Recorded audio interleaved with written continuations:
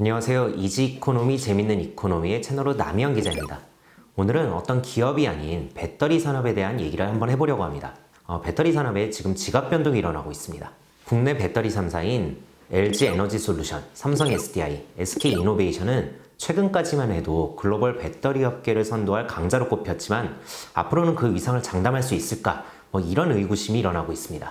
폴크스바겐을 필두로 여러 완성차 업체들이 배터리 내재화 전략을 가다듬으면서 시장의 주도권 싸움이 한층 치열해지고 있기 때문입니다. 배터리 산업 경쟁의 이면을 살펴보면 그 중심에는 바로 인력 확보 싸움이 있습니다. 국내 배터리 3사는 미래를 담보할 인력을 어떻게 지켜낼 수 있을까요? 한국 배터리 3사는 글로벌 배터리 업계를 선도하고 있습니다. 그 힘은 한국 배터리 업계에서 짧게는 10년, 많으면 20년가량 숙련된 인재들에게서 나옵니다. 하지만 그 역사가 짧은 탓에 고급 인력의 규모가 아직 충분히 두텁지 않다는 점이 한국 배터리 업계의 위기로 다가오고 있습니다. 한국을 따라잡으려는 해외 기업에서 한국 인력들을 빼가려는 시도가 갈수록 늘어나고 있기 때문입니다. 사실 국내 인력의 해외 이탈은 어제 오늘의 문제는 아닙니다. LCD 산업뿐만이 아니라 반도체, 올레드 등 한국 경제의 수출을 책임지고 있는 여러 산업에서 돌아가면서 발생하고 있는 문제입니다. 하지만 배터리 산업의 인력 이탈 문제가 더 심각하게 받아들여지는 이유는 바로 배터리 산업이 한국 경제를 책임질 중요한 산업으로 자리매김하고 있기 때문입니다. 진입장벽이 높은 산업일수록 시장을 먼저 선점하는 전략이 미래를 결정하는 데 굉장히 중요한 요소가 됩니다. 아직 배터리 시장에서 이렇다 할 절대 강자가 없는 상황에서 LG 에너지 솔루션, 삼성 SDI, SK 이노베이션이 미래를 위한 적극적 투자를 시행하는 이유가 바로 여기에 있습니다. 하지만 앞서 말했듯 아직 배터리 산업의 숙련 인력들의 규모가 많지 않다는 점이 약점입니다. 한국 배터리 3사가 아직 완전한 시장의 주도권을 잡지 못한 상황에서 인력들이 해외로 빠져나간다는 것은 배터리 3사를 위협하는 요인이 될 수밖에 없습니다. 그렇다면 한국 기업들은 이런 위협 요인에 어떻게 대처해야 될까요? 인력 유출을 막을 방법은 없는 것일까요? 사실 한 기업이 경쟁사보다 항상 많은 돈을 핵심 연구개발 인력에게 줄 수 있다면 이런 문제는 고민거리도 되지 않습니다. 하지만 대부분의 배터리 기업들이 이제 막 배터리 사업에서 흑자를 간신히 내고 있다. 이런 점이 문제가 됩니다. 한정된 자원을 효율적으로 분배해 인력 이탈을 막을 방법을 고민해야 하지만 사실 대안이 많지 않은 것 또한 현실입니다. 국내 배터리 기업들은 최근에서야 그나마 성과에 제대로 된 보상을 해주는 급여 체계를 마련하는 데 속도를 내고 있습니다. 인재를 붙잡을 수 있는 유일한 길은 사실상 성과에 제대로 된 보상을 해주는 길밖에 없다. 이런 판단을 내린 것이죠. LG 에너지 솔루션은 올해 전체 직원의 평균 임금을 10%가량 인상했습니다. LG 에너지 솔루션 측에 따르면 이번 임금 인상은 작년에 낸 호실적 덕분인데 사실상 미래 인력을 미리 붙잡아 놓기 위한 선제적 조치라는 평가도 받습니다. 삼성 SDI도 올해 전체 직원의 임금을 평균 7%씩 올리기로 합의했는데 이 또한 배터리 인력을 지키기 위한 방안으로 여겨집니다. 하지만 국내 배터리 기업의 이런 노력이 아직 역부족이라는 시선도 나옵니다. 실제로 중국 기업들은 한국에서 받는 보수의 3배 이상을 연봉으로 제시하면서 한국 고급 인력들의 유치에 사활을 걸고 있습니다. 한국에서 3년 내지 5년 일해야 벌 수 있는 돈을 1년 만에 벌 수 있다. 이런 메리트를 거부할 수 있는 직장인은 사실상 많지 않습니다. 자칫 잘못하면 애써 육성한 고급 인력들을 닭 쫓던 게 지붕 쳐다보듯 떠나보낼 수밖에 없는 상황이다. 이런 얘기입니다. 스위스 국제경영개발연구원이 발표한 두뇌 유출 지수에서 한국은 조사 대상 63개 나라 가운데 43위를 보였습니다. 한국 기업의 인력을 해외에서 빼가기 좋은 환경이라는 뜻입니다.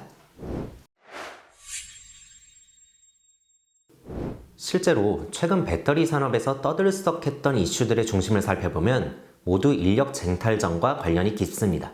폴크스바겐은 3월 파워데이를 통해서 배터리세를 내재화하겠다 이런 전략을 발표했습니다.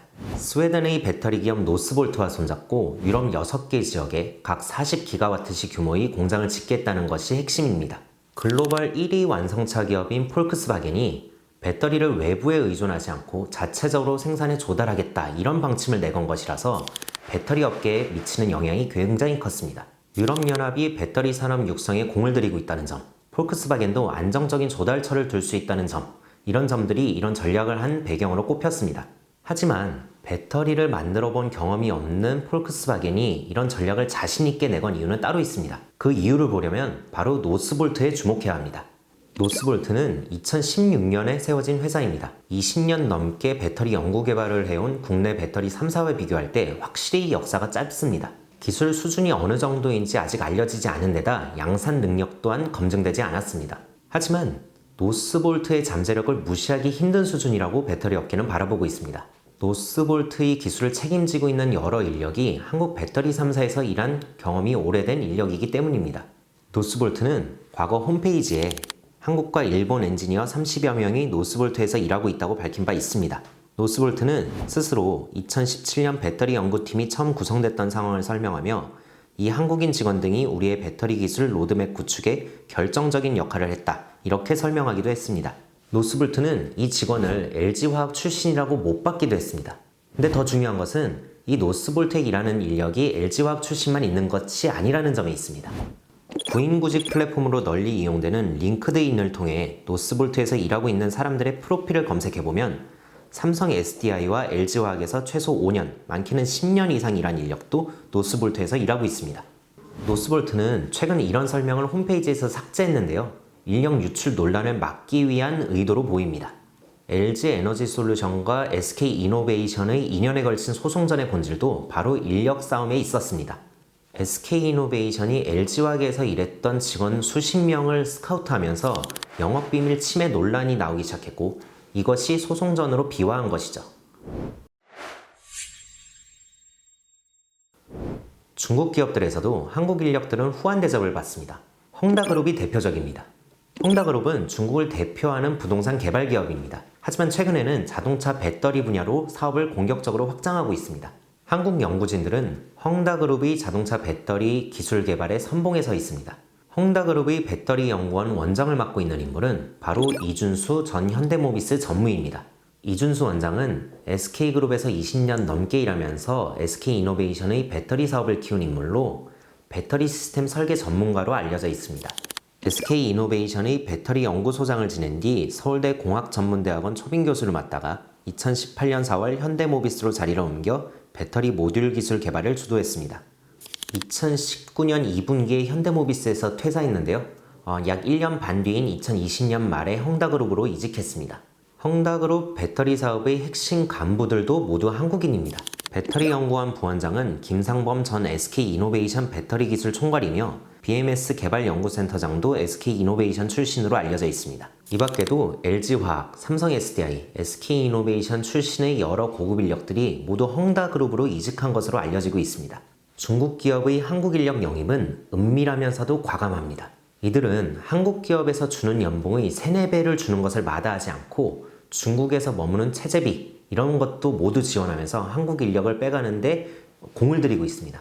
한국 배터리 기업들이 들고 있는 경쟁사 취업 제한 규정 이런 규제를 피하는 방법도 가지가지입니다.